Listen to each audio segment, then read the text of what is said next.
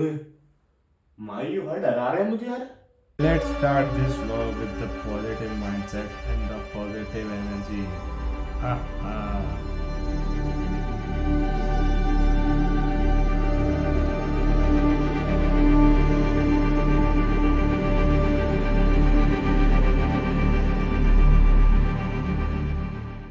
Hi YouTube family, I hope you guys are doing well. So we will be starting a vlog with positive mindset and the positive energy.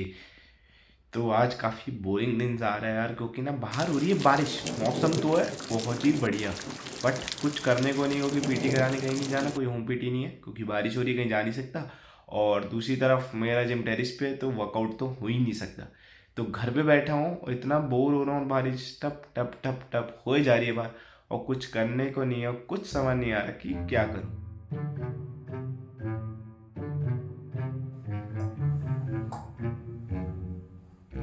क्या करूँ? चुप कर कुत्ते, सो जा। क्या करूं? मैं क्या करूं? मैं क्या करूं? मैं क्या करूं? चुप चुप चुप रे, नॉनसेंस। नहीं नहीं भाई, ये आवाज दोबारा नहीं सुनूंगा, गाना तो नहीं गाऊंगा दोबारा। टेंशन मत लो यार, पर करूं क्या? क्या करें यार? क्या करें यार? काफी बोरिंग नहीं जा रहा है यार, कुछ करने को ही नहीं है, समझ ही नहीं आ रहा क्या करें। हाँ, एक काम करते हैं, कोई टीवी सीरीज देखता है। मैंने बहुत सुना है, रियलिस्टिक बेस्ड हो, द हाउस ऑफ सीक्रेट्स। करते हैं लाइट बंद, ऊपर बैठे हैं अकेले, बाहर हो रही है बारिश, अकेले देखते हैं क्या सीन। कुछ तो करे यार, कुछ करने को नहीं, मुझे इंटरेस्ट नहीं होगा। लेट्स सी क्या इतना क्या करना होगा। It was at this moment that he knew he fucked up. ये क्या सीन हो गया था? ये क्या सीन था भाई?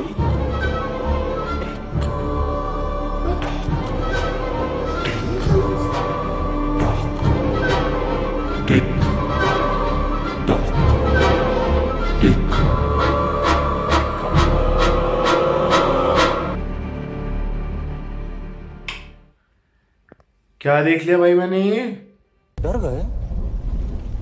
मैं नहीं, मैं नहीं, मतलब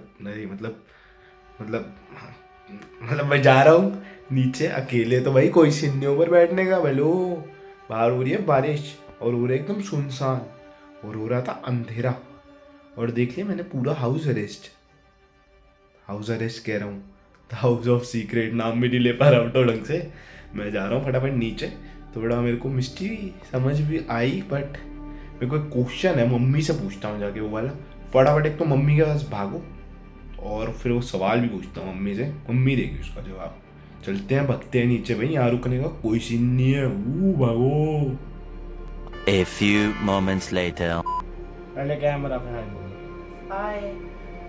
तो वो जो मैंने भी हाउस अरेस्ट देखा है, तो उसमें वो भगवान ने उन लोगों की मदद क्यों नहीं करी, मतलब समझ नहीं आया मुझे। ऐसे तो आप कहते हो भगवान फिर वहाँ कहाँ थे? हाँ, भगवान कहाँ थे? हाँ, क्योंकि जो आदमी अपने कर्म करता है वो उसको भोगने ही पड़ते हैं। इसमें भगवान कोई नहीं मदद कर सकता। भगवान तुम्हारी हेल्प कर सकता है, पर जो कर्म तुम कर चुके हो वो तो तुम्हारे को भोगने ही पड़ेंगे। उसके लिए मैं तेरे को एक कहानी सुनाती हूँ। सुनाओ। एक दफा एक फौजी आदमी था, एयरफोर्स में काम करता था।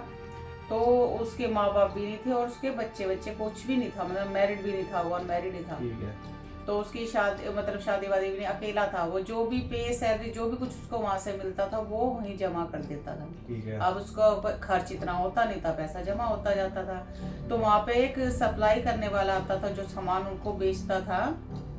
वो कहने लगा, फौजी तू यहाँ पे ये इतना पैसा जमा करता है, तो इसका क्या करेगा, ये बढ़ भी नहीं रहा, तो तू ऐसा कर, इसको किसी बिजनेस में लगा दे। अच्छा। कहता अच्छा।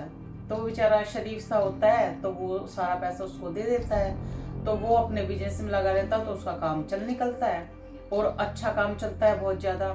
कुछ टाइम के बाद लड़ाई छिड़ जाती है।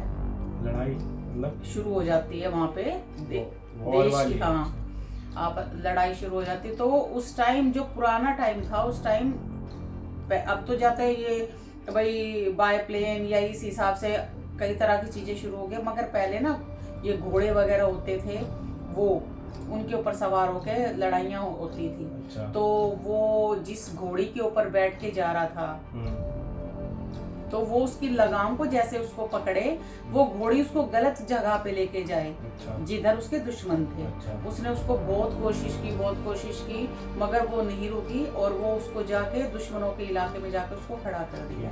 तो दुश्मनों ने उसको मार दिया और उसकी डेथ हो गई। तो उसको जिसने उसके पास पैसा जिसको दिया था, उसको पता चला, तो उसको ये नहीं हुआ कि वो मरा है बेचारा किसलिए, वो खुश हो गया कि भाई उसका मेरे को पैसा भी नहीं देना पड़ेगा और वो मर भी गया, उसका कोई है भी नहीं। उसके बाद कुछ टाइम के बाद उस सेठ के यहाँ बेटे का जन्म हुआ, तो वो बड़ा खुश हुआ। उसके बाद वो बेटा बड़ा हुआ, इंटेलिजेंट था, अच्छा काम धंधा वगैरह उसका बहुत अच्छा चला, उसका बेटा भी करने लगा। उसके बाद उसने अपने लड़के की शादी कर दी, शादी भी हो, वो बहुत खुश हुआ। उसके बाद उसका बेटा भी हो गया, पोता हो गया, बहुत खुश कहता अब तो मेरा सारा परिवार पूरा हो गया, मेरे को किसी चीज़ की कोई कमी नहीं। कुछ टाइम के बाद क्या हुआ, उसका लड़का वो बीमार हो गया, सेठ का जो था। तो उसने बहुत इलाज कराया, बहुत पैसा लगा उसका, मगर उसका इलाज नहीं हुआ। डॉक्टर कहने लगे इलाज बिना बीमारी है और इसमें ये बचेगा नहीं। अच्छा। तो वो अब रोता हुआ आने लगा, हमारे बुढ़ापे का सहारा था, ये भी चल निकला, ये वो, अब क्या होगा। तो वहाँ पे गांव के पास एक आदमी था, बोला सेठ क्यों रो रहा है। तो वो कहने लगा कि है ना इस तरह इतना पैसा लगाया, लड़का ठीक नहीं हो रहा है। अच्छा। कहते हैं यहाँ पे एक वैद्य है, वो 2 रुपए की दवाई देता है, तो ये ठीक हो जाएगा। अच्छा। तो वो उसके पास ले गया, तो उसने उसको 2 रुपए की दवाई दी, घर आया, उसकी डेथ हो गई, उस लड़के की।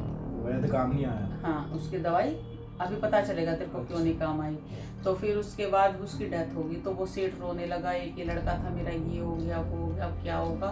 तो वहाँ पे एक साधु आया। अच्छा। कहने लगा सेठ क्यों रो रहा है। कहते मेरा जवान लड़का था, उसकी डेथ होगी। कहते बस इतनी सी बात के लिए। कहते तेरे को इतनी सी बात लग रही है, मेरा जवान बच्चा था वो चला गया ऐसे ही। तो कहने लगा तेरे को कितनी खुशियाँ दी भगवान ने, तेरा काम चला, तेरे को बिना मतलब पैसे मिल गए, बिना कर्ज के, फिर तेरे लड़के की शादी भी होगी, उसका भी बच्चा हो गया। इतनी खुशियों के बाद अगर भगवान ने तेरे से कुछ छीना है तो कोई वजह तो होगी ना उसकी। अच्छा। कोई वजह है। सेठ का तो नहीं मैंने तो कुछ नहीं किया किसी के साथ ऐसा। तो कहने लगा ला मैं याद दिलाता हूँ, तो भूल गया है। कहते क्यों, वो फौजी जब मारा था तो खुश हुआ था ना, तू तेरे को ये नहीं हुआ किसी का बच्चा गया है, मगर तू खुश हुआ। कहता हाँ मैं खुश हुआ। कहते उसका पैसा तूने हड़प लिया सारा का सारा और खुश हुआ, उसको ये नहीं हो उसके लिए कुछ करा दूं, उसके नाम का कुछ भी उसका स्मारक भी बनवा दूं ताकि कुछ। कहते हाँ मैंने ऐसे ही किया। कहते फिर क्यों रो रहा है। कहते चलो मैंने किया, मेरे लड़के ने भुगता, चलो ठीक है, मगर जो इसकी बीवी है उसका क्या कसूर है। वो अब जवान है और उसकी अभी शादी हुई थी, अब वो लड़का डेथ हो गई उसकी। तो कहने लगा सुन, वो जो फौजी जिस टाइम लड़ाई करने गया था और जिस घोड़ी के ऊपर बैठ के गया था, वो घोड़ी उसको दुश्मनों के इलाके में लेके चली गई थी। ये वो घोड़ी इसकी बीवी के रूप में आई है जो कि इससे शादी की है। और सुन, जो उसका फौजी का जितना पैसा था वो सारा वो लेने आया था, वो तेरा लड़का बन के दवाइयों में चला गया। हाँ, वो सारा दवाइयों में चला गया। मगर जब 2 रुपए बचे, अच्छा। तो वो वैद्य की जो 2 रुपए की तूने दवाई ली, वहां पे उस फौजी का पैसा पूरा हो गया। अच्छा। और उसके बाद उसकी डेथ हो गई। उसने अपना सारा पैसा वसूल कर लिया तेरे से। मगर हाँ, ये जो अब घोड़ी थी वो उसकी बीवी बनी, अब ये अपना भुगतेगी। क्योंकि कर्म जो आदमी करता है वो उसको भोगना ही पड़ता है, इसमें भगवान कुछ भी नहीं कर सकता। अच्छे कर्म करोगे अच्छा मिलेगा, बुरे करोगे बुरा मिलेगा। अब तेरे को तेरी बात का जवाब मिल गया है ना। ये कहानी भी रियलिस्टिक थी, मैंने सुनी नहीं थी कहीं से, सच्ची कहानी थी। और मैं पहले ही डरा हुआ था और डर गया था। बस एक ही चीज़ कहना चाहूँगा, जो करो लाइफ में सोच के करो।